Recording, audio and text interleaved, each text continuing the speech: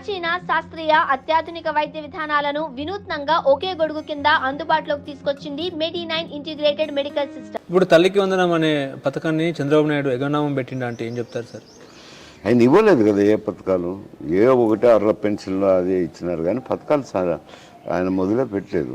Free bus కూడా free bus ఏదైతే పథకం పెన్షన్స్ ఏదో ఒకటి ఇస్తానంటున్నారు, ఏ ఒకటి అర్ర చిన్న చిన్న ఏదో చేస్తున్నారు కానీ ఆయన మెయిన్ ఆయన ఇచ్చిన హామీలు ఇప్పటికైతే మొదలు పెట్టలేదు. ఇప్పుడు ఏపీలో మొత్తం రాజ్యాంగం భారత రాజ్యాంగం కాదు, రెడ్ బుక్ రాజ్యాంగమే ఉంది అన్నట్టు మాట్లాడుతున్నారు.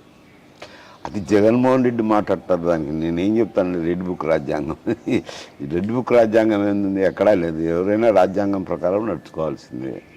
రాజ్యాంగం అనేది అత్యంత కీలకమైనది. మంత్రులైనా కానీ ఎవరైనా గవర్నర్ అయినా కానీ రాజ్యాంగం ప్రకారం నడుచుకోవాల్సిందే కానీ రెడ్ బుక్ రాజ్యాంగం అనేది లేదు.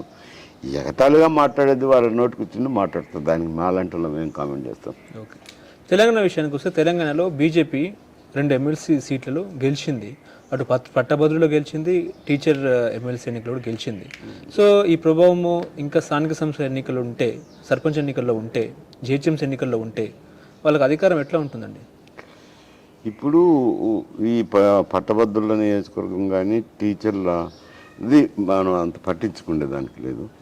పట్టభద్రుల నియోజకవర్గంలో ఓడిపోవడం అనేది కొంచెం కాంగ్రెస్ పార్టీకి ఇబ్బందికర పరిస్థితి.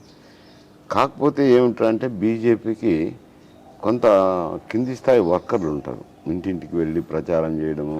పట్టభద్రుల నియోజకవర్గంలో కూడా మొదటి నుంచి బీజేపీకి కొంత పట్టు ఉంటుంది.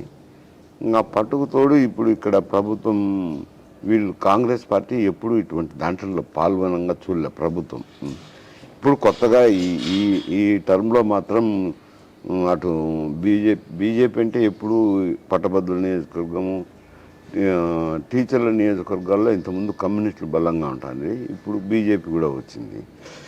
కాకపోతే కొంత మేరకు అది ప్రజాస్పందనను పట్టభద్రుల నియోజకవర్గాలను బట్టి మనకు అర్థమవుతుంది. కొంచెం పార్టీకి రేపు స్థానిక సంస్థలో గట్టి పోటీనే ఉంటుంది బీజేపీ నుంచి, తప్పదు. ఇంకా అంటే ఇప్పుడు ఆ 2 స్థానాలను చూసి బీజేపీ జోష్లో ఉన్న పరిస్థితి. అధికారం మాదే రేపు 28లో అని చెప్తున్నారు వాళ్ళు. 28 కదా 28. ఇప్పుడు లోకల్ బాడీ ఎన్నికల్లో అయితే కొంచెం ఇబ్బందికర పరిస్థితి. బీఆర్ఎస్ పోటీయే చేయలేదు.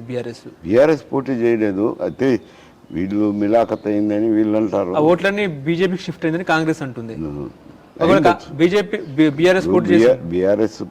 బీఆర్ఎస్ మీద అభిమానం ఉన్న ఎవరు కాంగ్రెస్కి వేసిండ్రు, కానీ కాకపోతే బీజేపీకి వేసేదానికి అవకాశం ఉంది.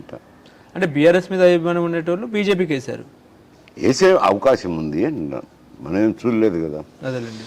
ఎందుకంటే కాంగ్రెస్ వైరువర్గంగా ఉంది కాబట్టి కాంగ్రెస్ వేరే వాళ్ళు.